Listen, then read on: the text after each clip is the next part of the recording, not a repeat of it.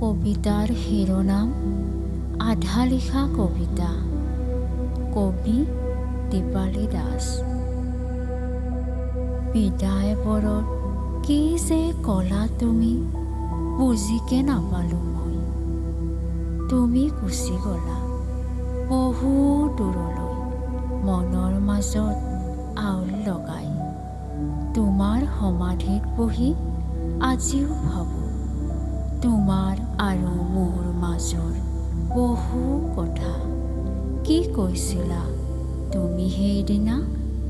হয়তো কৈছিলা আধা লিখা কবিতাটোৰ কথা, যিটো তুমি শেষ কৰিব নোৱাৰিলা।